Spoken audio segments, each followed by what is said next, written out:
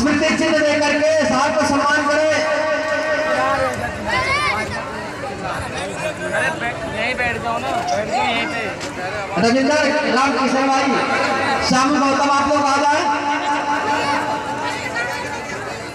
SP Rahul ji, Shyam Gautam आप भी आ जाए।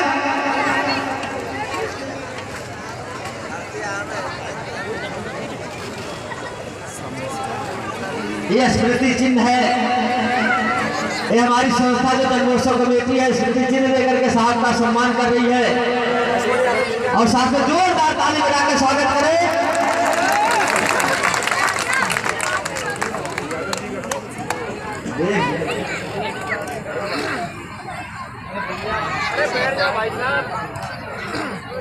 ये स्मृति चिन्ह बना है, हमारी संस्था को बिहार की तरफ से बनाई है।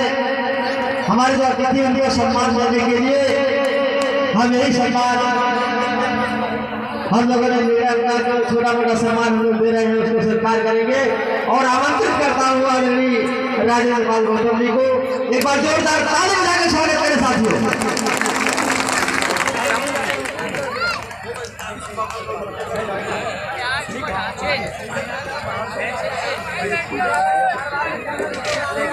क्या बात है, बहुत बढ़िया, थैंक यू। मैं सोच रहा हूँ आज आप लोगों से बात में भैया के करूँ, अगर आपकी सहमति हो तो। चल भी दी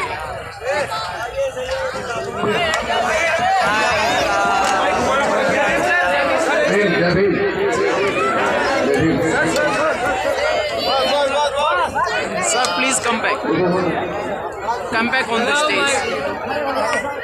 आप लोग ऐसे बैठे रहिए साहब। दुनिया को समता, स्वतंत्रता, बंधुता, न्याय, प्रज्ञा, करुणा और मैत्री का संदेश देने वाले भगवान बुद्ध के चरणों में कोटि-कोटि नमन करता हूं। संत गुरु रविदास जी के चरणों में नमन करते हुए, संत कबीरदास जी के चरणों में नमन करते हुए, गुरु नानक देव जी के चरणों में नमन करते हुए, ज्योतिबा फूलो जी, सावित्रीबाई फूलो जी के चरणों में नमन करते हुए, साहू जी महाराज, पेरिया रामास्वामी नायकर जी, नारायण गुरु जी, डॉक्टर बाबा साहेब अम्बेडकर, माता रमाबाई जी के चरणों में कोटि कोटि नमन करता हूँ।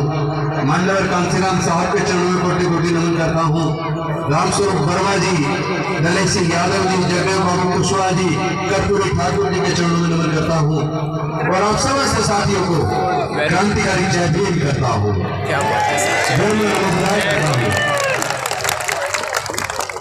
साथियों, सबसे पहले तो मैं आप सबको आज डॉक्टर बाबा साहेब अम्बेडकर जी की जयंती पर और ज्योतिबा फूले जी की जयंती पर शुभकामनाएं देता हूँ। हमारे साथी भारती जी, सेना बौद्ध जी ये आज के साथी नहीं है, ये मेरे 30 साल पुराने साथी है। मैं तब से देख रहा हूँ आपकी पूरी टीम बहुत मेहनत करती है, ईमानदारी से काम करती है और आप जितने साथी बैठे हैं मैं जानता हूँ सब मेहनत कश लोग हैं, ईमानदार लोग हैं। आप लोग मेहनत करके खाते हैं, लेकिन आज देश की सरकारें चाहती नहीं है कि आप मेहनत करके खाएं। देश की सरकारें चाहती है कि वो आपको 10-20 किलो राशन दे दे और आप अपना स्वाभिमान का जीवन छोड़कर उनके गुलाम बन जाए। 3,500 साल की गुलामी हमारे समाज के लोगों ने देखी है। कौन लोग हैं वो?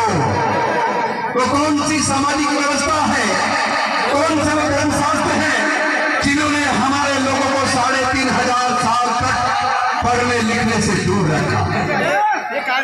कौन से धर्मशास्त्र हैं, कौन सी वो सामाजिक व्यवस्था है जिन्होंने 3,500 साल तक हमारे लोगों को सम्मान के जीवन से, मानवता के जीवन से वंचित रखा, संपत्ति से जीवन वंचित रखा? अगर हमने इस सच्चाई को नहीं जाना तो डॉक्टर बाबा साहेब अम्बेडकर की कुर्बानी बेकार चली जाए। ये आजादी इतनी आसानी से नहीं मिली है, क्योंकि ये जब आजादी का आंदोलन चल रहा था, उस आजादी के आंदोलन में लाखों लोगों ने हिस्सा लिया। सैकड़ों अंतरराष्ट्रीय ख्याति प्राप्त नेता थे। उस आजादी के आंदोलन में खून भी बहा, लाखों की जान गई, लेकिन मैं आप सबसे पूछना चाहता हूं, क्या उस आजादी के आंदोलन में कहीं भी इस देश की महिलाएं, इस देश के दलित पिछड़े आदिवासी के अधिकार की कोई चर्चा है? आपको कोई चर्चा नहीं मिलेगी। लेकिन दूसरी तरफ एक और आजादी की लड़ाई लड़ी गई।